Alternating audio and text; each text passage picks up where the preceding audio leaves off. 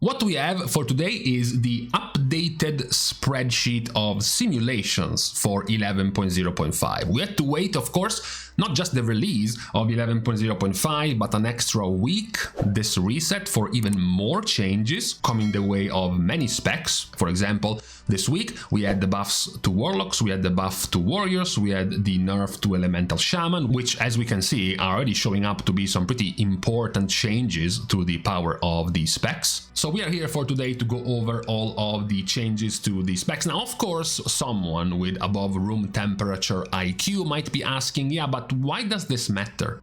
We have this. Yeah, we have rankings on Warcraft logs. We can check the DPS results in Mythic Plus here. You know, who cares if a sim is telling us how much AoE damage each spec should have if the actual AoE damage they have in Mythic Plus is much different, for example? Well, you know, that's why it's called theory crafting. It's just to see what possible damage could each spec have. It's also to check, for example, the different specs being played by the different classes and specs in Mythic Plus, for example, or in the raid for single target, or the differences between the hero talents of these specs and how close they are, and then of course also the gains and how much power you can gain from PI after all of these changes in both single target as well as AoE results. Also, another thing that could be cool just to compare it with is the fact that we still have the technology to go back to when the season was basically just being released. You know, this was mid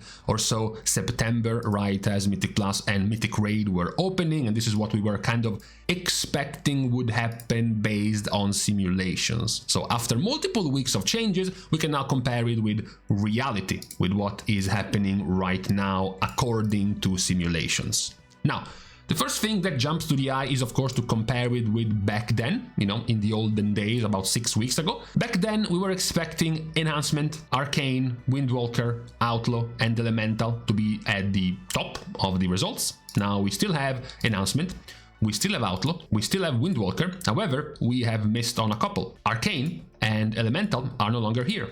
Arcane now is slightly lower down, and more importantly, Elemental is much further down the results of single target damage. And a lot of times, don't get these numbers wrong, a lot of time this doesn't even have to do with a certain spec being nerfed. For example, if you look at Frost Decay then and Frost Decay now, you're like, well, damn, Frost Decay is even weaker now. Frost Decay has been nerfed, now it's even more mediocre in single target. Well, actually, compared to their sim results back then, compare them to now, they are practically doing the same. Maybe 1, maybe 2% more damage. So they haven't actually really changed. The reason why they are losing out a bit more, the reason why they have lost a bit of positions isn't because they have been nerfed, but because more specs have been buffed as a result of the many balance tuning changes we have gotten since the release of this season. It's also cool to know, once again, to reiterate that many of these sims don't really mean much in reality. You know, this is week 1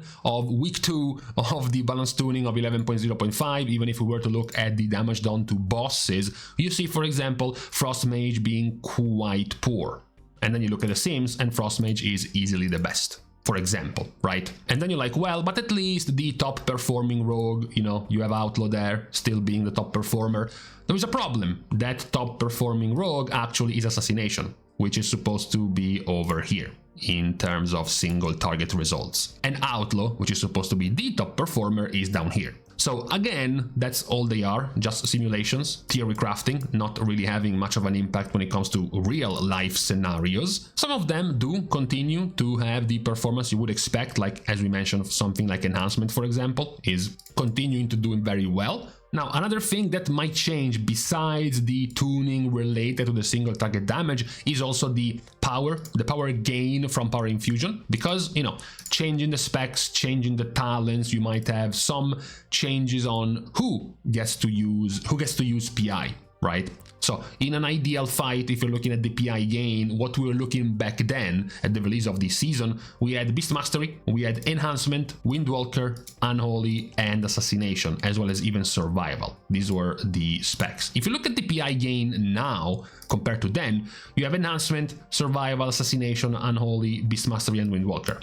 So actually, the gains of PI, even after, for example, many talent changes to enhancement, buffs also going the way of BM, and actually an entire change to their hero talents as well, to Dark Ranger, you still have the same specs. The only major change is that now there is a larger gap at the top for enhancement and survival. Before, the real winner was Beast Mastery, now actually it's enhancement and survival, and BM is actually lower down, even compared to Unholy and Assassination. Now, if you want to look at the actual big PI, so not 3 PIs at 0, 2, and 4 minutes in a 5-minute fight and look at the average, but rather the single big PI. So the power infusion with Bloodlust, with potion, and with all of your cooldowns. In that case, back then, looking at the PI in a 40-second opener with Bloodlust and whatnot, all of the different buffs, the winners going above 200,000 DPS were Unholy and BM.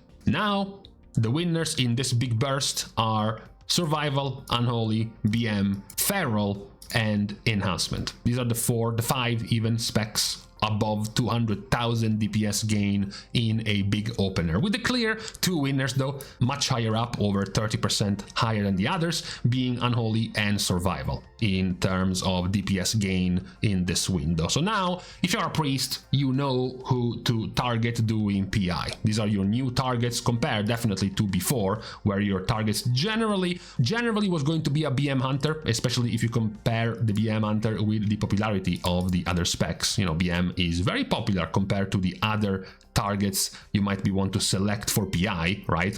Now though, those are your changed targets for power infusion in single target. Going back to the damage changes, one of the few ones that have also changed the most compared to back then, of course, are some of them that have been buffed, right? Because if we go back to the single target simulations, of course, you had Frost that was buffed and went up compared to before. At the same time, also you have the 2 warrior specs, especially Fury, which is now higher up. As a result of the nerfs, you also have negative changes. We have already mentioned Elemental dropping very low, but also the 3 hunter specs now are not doing nearly as well, the 2 ranged ones in particular, compared to the release of the season. That is what so far we can look at when it comes to single target results, which means now it's time to move over to the AoE results. Now, these are done using profiles that are actually being used in Mythic Plus. So we're not going to be selecting meme builds to get the highest AoE sim out possible, even though they are never being played, like we did last time when looking at AoE, for example, with some of the Unholy builds like the Sun Lane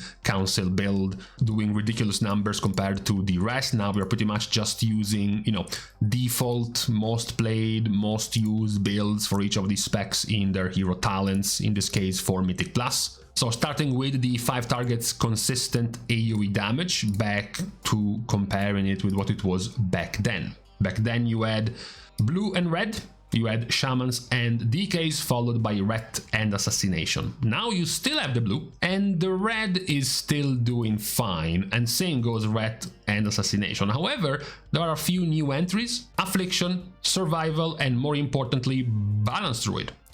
Balanced Druid was doing so poorly that even the theory crafters of Balanced Druid themselves weren't even bothering fixing the spec and actually trying to sim it because it was just terrible. Now, after a series of buffs, changes to their talents as well, they are doing much better.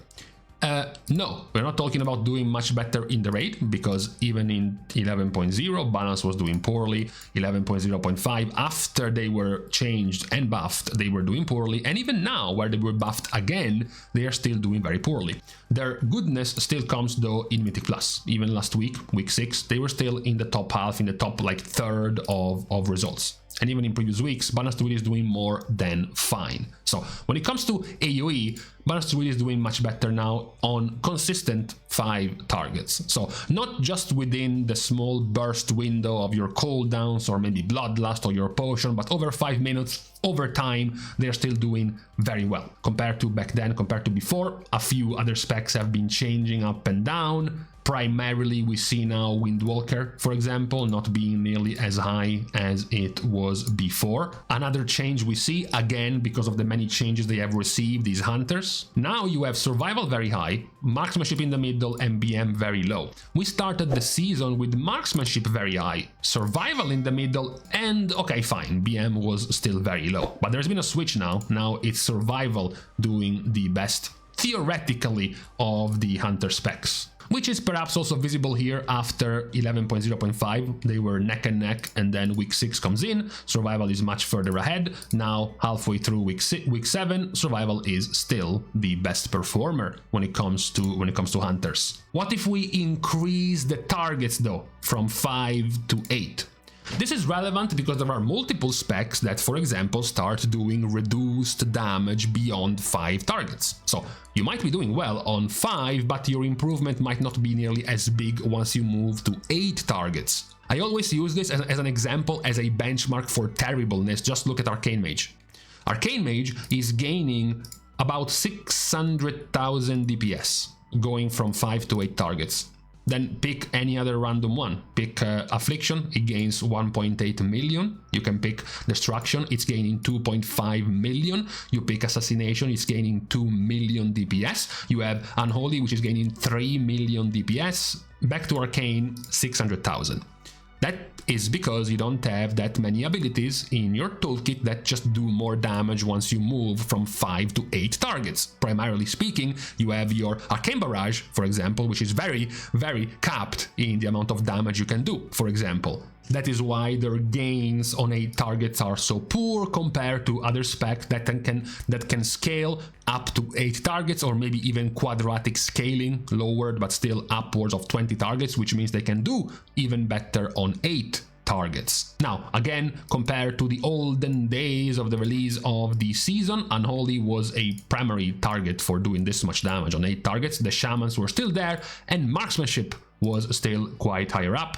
No longer the case. Now you still have Balanced Druid doing very good, Feral Druid, and the 2 Warlock specs. Actually, even all 3 of the Warlock specs are in the top half, which, to be fair, was the same thing we had before the release of this season. However, what can change even more, not just going from 5 targets to 8, what can change even more is, of course, the burst window, because this is 5 and 8 targets over 5 minutes. So this is sustained, which means after the first 20 or 30 seconds where all of your cooldowns have expired, you're practically just doing damage without any major cooldowns, and this is your average damage. But what about a burst window of 40 seconds, which is on average your typical Mythic Plus pack, and all of your cooldowns going down in that pack only, for example. So in this burst situation, this is where you start seeing the clear changes in the damage profile of certain specs, because even though some are not changing at all, so it's sort of like a proof that their damage is just good regardless of whether they are fighting with cooldowns, without cooldowns, every minute, every 3 minutes, etc, etc. In the case of Elemental, it's just Earthquake, Tempest, and Chain Lightning, which are kind of available all the time, regardless on whether or not you are using your actual, major cooldowns. In this case, for Elemental, it would have to be Ascendance. So even without checking the burst window where they have Ascendance up all the time, they are doing the best. Now, in a small window with a very high uptime of Ascendance, the gap is even larger, is even higher now in AoE. However, what is more important is to check, for example, new specs entering this chart. Because, for example, if we compare the consistent 5 targets, we have Havoc being terrible, Fire being bad, and Feral being just okay. But if you move over to Burst, now suddenly Havoc, Fire, and Feral are all up here. So their burst window, the burst window of a Fire Mage with Sun Fury, of course, being centered. This one is still playing around Flame Strike, not Ignite spreading AoE, but actual Flame Strike. In a burst window, using, of course, Combustion, being able to squeeze 2 Combustions in a 40-second window, and having a 66, 2/3 of the time spent inside of Combustion in this window, gives them a lot of burst, together with Havoc, which is playing Felskard. Felskard is, the hero talent of Demon Hunter, centered around your burst window and meta. So that's why they gain so much more damage compared to a consistent 5 minutes of hitting 5 targets. When you condense these 5 minutes in 40 seconds, that's where their damage goes far higher up.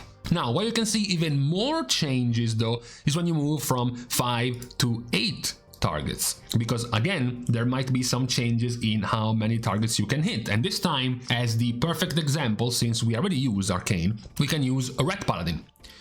If we go back to consistent 5 targets, Ret is in the top 5, and then we move to 8 targets burst, and Ret is in the bottom, bottom 7, bottom 8 of results, right? That's because Ret, of course, much like Arcane, has certain abilities like Divine Storm, most of their AoE damage, dealing reduced damage beyond 5 targets. They also have Templar with Light's Guidance and Hammer of Light, only hitting 5 targets. So their power to hit that many targets as a Ret Paladin is kind of reduced, even worse if they're playing Herald of the Sun. So much of their damage, like Divine Storm, like the Imperial Hammers from the Templar hero talent, Hammer of Light, Blade of Justice, these are quite target capped, meaning that on 8 targets, the gains they have and the power they have is just not increasing by much compared to their 5 targets damage. It's not as terrible as Arcane, but at least we made a different example. You see here the gap from 5 targets burst to 8 targets burst is 1.9 million.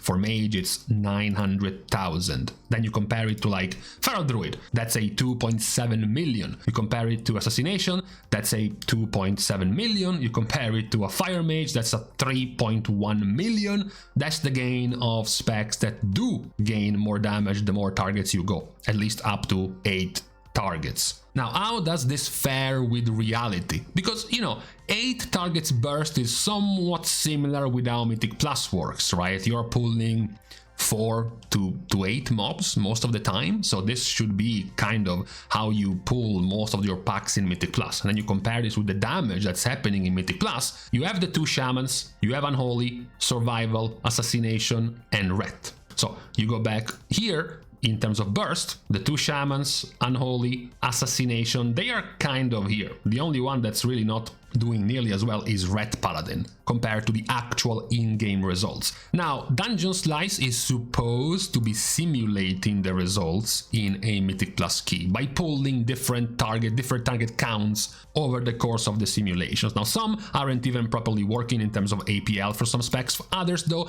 do give you the idea of why certain specs are doing so well, even if perhaps the results in here might not explain it. For example, Outlaw. Outlaw is very high. But then you look at the 8 target burst and Outlaw is here.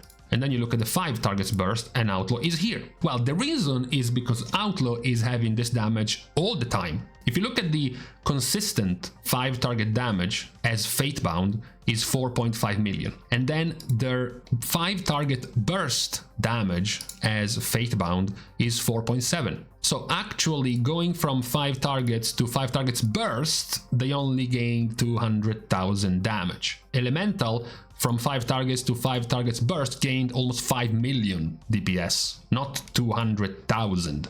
So Outlaw isn't really bound by cooldowns, which is why their burst damage looks so low, because they have a pretty good, pretty decent and stable, consistent damage, which is why it fares well when you sim it for Dungeon Slice. The last thing that is left to compare is of course PI, because that can also be relevant in Mythic Plus. If you are, for example, a Discipline Priest and you have to pick, or even a Holy Priest and you have to pick your DPS as a PI target, or if you are a Shadow Priest and you have to pick your PI target in Mythic Plus as well.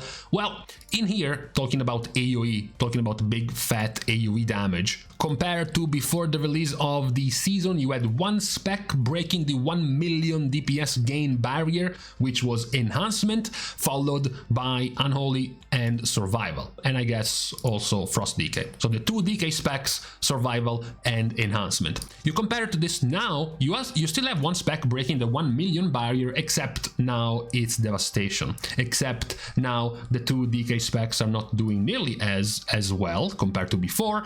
Beastmaster is still there, Enhancement is still there, Survival now is also here, but now you have another one, Devastation, increasing their damage by much more compared to before, which was still high. Now it's even higher compared to before. So if you are a priest, for example, going in Mythic Plus before a big pull, pretty much these specs are your targets for your PI. And, you know, based on their popularity, we are likely probably talking about BM and Enhancement as the main targets for API in Mythic Plus when it comes to AoE pulls. So this is what we have for the updated spreadsheet when it comes to DPS simulations for single target, for AoE, single target burst, AoE burst, as well as the DPS gain from power infusion in both single target as well as AoE situations in Mythic Plus or in the raid. As I said, this won't really be a one-to-one comparison of what is actually going down in Mythic Plus or the actual results in the raid. It's more about just, looking at the different specs, the different talents that are being used, perhaps wanting to look into the sims and what rotation is being used, which cooldowns are being used, or maybe even just simply the talent options of each of the specs, as well as just to compare to what things were expected to be before the release of this season and how much change compared to now, about 6 or so weeks since the release of season 1. So for today, on this Monday, we are done with this spreadsheet update, which will of course be, even though the link hasn't really changed, we will have the link of the spreadsheet down in the description of the video. Now, with this out of the way, we can now leave each other on this Monday. We are starting as usual the goodbyes by thanking everyone for having watched the video, together with everyone who is also supporting completely for free by liking and commenting down below, as well as subscribing to the channel itself. Now, with these things out of the way, thank you guys again for watching. See you guys tomorrow, and in the meantime, oh no, the nose started itching. Fuck, thankfully, just as the video is ending.